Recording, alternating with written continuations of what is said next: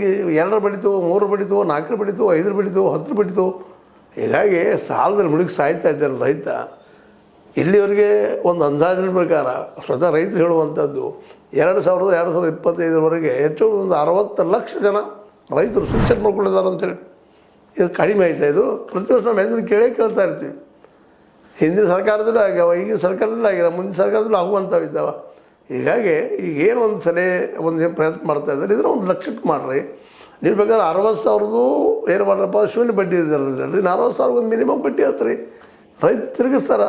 ಲಕ್ಷಗಳಲ್ಲಿ ಕಿಮ್ಮತ್ತಿಂದ ಭೂಮಿಗಳು ಇವತ್ತು ಕಡಿಮೆ 10-20 ಲಕ್ಷಕ್ಕೆ ಸಾವಿಲ್ಲ. 1 ಲಕ್ಷ ಕೊಟ್ಟರೆ ಏನು ಲಾಸ್ ಅದ? ಇದು ರೈತರು ಕೇಳ್ತಾ ಇದ್ದಾರೆ. ಇವತ್ತು ರೈತ ಮೂಮೆಂಟ್ದವ್ರು ಕೇಳ್ತಾ ಇದ್ದಾರೆ. ಇದಕ್ಕೆ ನೀವೇನಂತೀರಿ? ಅವ್ರು ಕೊಡೋದಂತ ಹೇಳ್ತಾರೆ ಪಾಪ, ಅವ್ರು ಅನಿವಾರ್ಯ ಅದ, ಮತ್ತು ಅಷ್ಟು ಖರ್ಚು ಅದ. ಅದಕ್ಕೆ ಅಟ್ಲೀಸ್ಟ್ ಬಡ್ಡಿ ಇಲ್ಲದ ಗಂಟು ಸಿಗ್ತದ್ರೆ ಅದ್ರ ಉಪಯೋಗ ಮಾಡ್ಕೊಂಡು ದುಡಿಸ್ತಾರೆ ಅವರು.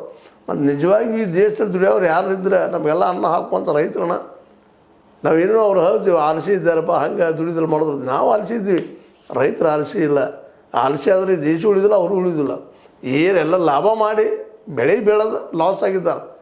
ಮತ್ತು ಹಂಗೆ ಇದ್ರೆ ಹೆಂಗೆ ಬೆಳೆ ಉಳಿಯೋಕ್ಕೆ ಸಾಧ್ಯ ಅವರು?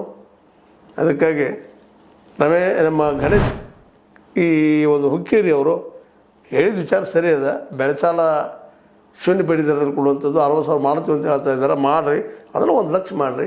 ಮ್ಯಾಲಿನ 40,000 ಬಡ್ಡಿ ಇಡ್ರಿ ಮಿನಿಮಮ್. ಪ್ರತಿ ವರ್ಷ ಕೊಟ್ಟು ರಿನ್ಯೂವಲ್ ಮಾಡೋದು ಹೋಗ್ತಾನೆ ರೈತ. ರಿನ್ಯೂವಲ್ ಮಾಡೋರು ಸಹಿತ ಭಾಳ ಗದ್ದಲ ಮಾಡಿದ್ರಿ. ಬಡ್ಜೆಟ್ ತುಂಬಿದ್ರೆ ಮುಗಿತಂತೆಲ್ಲ. ಮಾತಿಗೆ ಏನು 1 ಲಕ್ಷ ಕೊಟ್ಟಿದ್ದೀರಿ, ಅಲ್ಲಿ ತಂದು ತುಂಬಬೇಕು, ಮತ್ತು 3 ಬಡ್ಡಿ 4 1 ತಿಂಗಳು ಬಡ್ಡಿ ಕೊಡ್ಬೇಕು ಒಳಗೆ. ಯಾಕಂದ್ರೆ ಲಾಭ ಬರೋದಿಲ್ಲಲ್ರಿ, ಲಾಭ ಇಲ್ಲ. ಇನ್ನೇ 100 ಸಲ ಹೇಳ್ತೀರಿ ಮಾತನ್ನ ಬಗ್ಗೆ. ಚರ್ಚೆಗೆ ಬರ್ರಿ ನೀವು. ಯಾರು ಬರ್ತೀರಿ? ಜೊಲ್ಲೆಯವ್ರು ಬರ್ತಿರೋ, ಗಣೇಶ್ ಹುಕ್ಕೇರಿಯವ್ರು ಬರ್ತಿರೋ, ಪ್ರಕಾಶ್ ಹುಕ್ಕೇರಿಯವ್ರು ಬರ್ತಿರೋ, ಮತ್ತೆ ಯಾರು ಬರ್ತಿರೋ, ರಮೇಶ್ ಕತ್ತಿಯವ್ರು ಬರ್ತಿರೋ. ಬೇಡ, ಈಗೇನು ಆಡಳಿತ ನಡೆಸ್ತಾ ಇರೋದು